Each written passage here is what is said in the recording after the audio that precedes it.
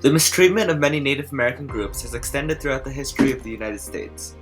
One particular instance of this is the implementation of Native American boarding schools, which attempted to assimilate Native children into white society.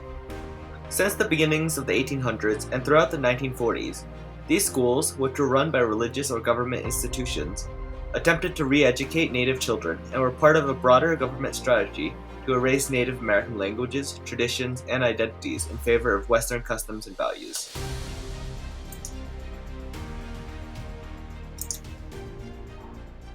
In 1819, the Indian Civilization Act was passed, which funded the boarding schools. These Native American children were oftentimes forcibly removed from their families and tribes and brought to these boarding schools. Parents and family members of children who attempted to resist the taking of their children could be sent to jail or severely punished. The organizations that created these schools were mostly funded by the government.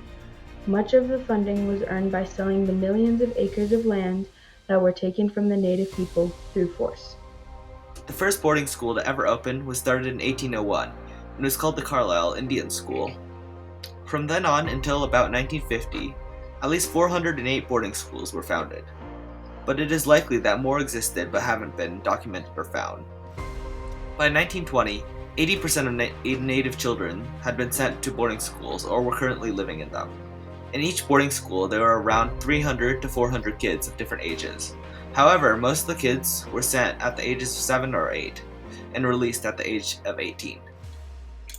Inside the boarding schools, conditions were very poor. In many cases, the teachers and administrators who worked there did not have prior experience or training for teaching. Also, the facilities were not well maintained, with overcrowded dormitories, inadequate food, and poor sanitation.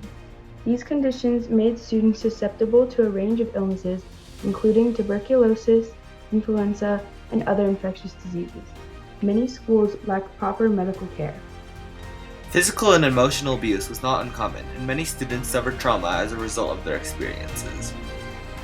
Punishments, including corporal punishments, could be severe, and in some extreme cases, the kids ended up dying.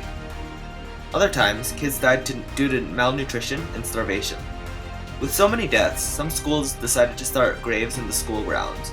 Around 500 kids were found in graves years later. At some schools, there were so many kids dying that they would put multiple bodies in one grave as a way to save space. For example, the Santa Fe Indian School had 23 graves for children. The main goal of the schools was to make the children forget their heritage and traditions. They made the Native Americans cut their hair and speak English, or else they would get punished. They tried to replace the children's identity with white American identities.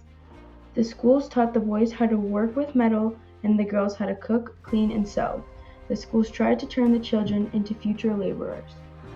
During the era of Native American boarding schools, Native American individuals, families, and communities tried to resist the unfair laws. Some parents and families refused to comply with the mandates and resisted sending their kids to the schools. However, these families were often faced with harsh consequences like the withholding of rations, threats of imprisonment, or fines. Other forms of resistance came from the kids themselves. Some kids attempted to escape the boarding schools and return to their communities. These escape attempts were often difficult and dangerous, as students faced unfamiliar environments and a lack of resources. Those who were caught could face severe punishment. These punishments were things such as withholding their food, physical abuse, sexual abuse, being chained, and extreme labor.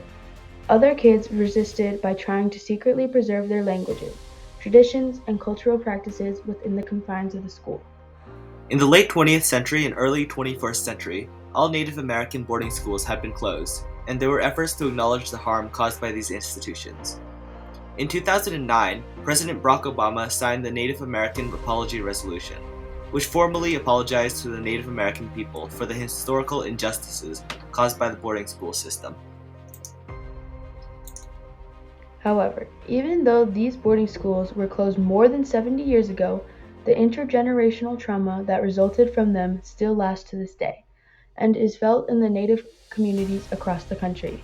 Native Americans today are pushing for more detailed looks into the boarding schools and are hoping that a bill will be passed that will establish the Truth and Healing Commission, which will investigate and document the lasting impact of the boarding schools. Summary: Native American boarding schools were a dark chapter in the history of the United States, where indigenous children were forcibly separated from their families and subjected to efforts to erase their cultures and identities.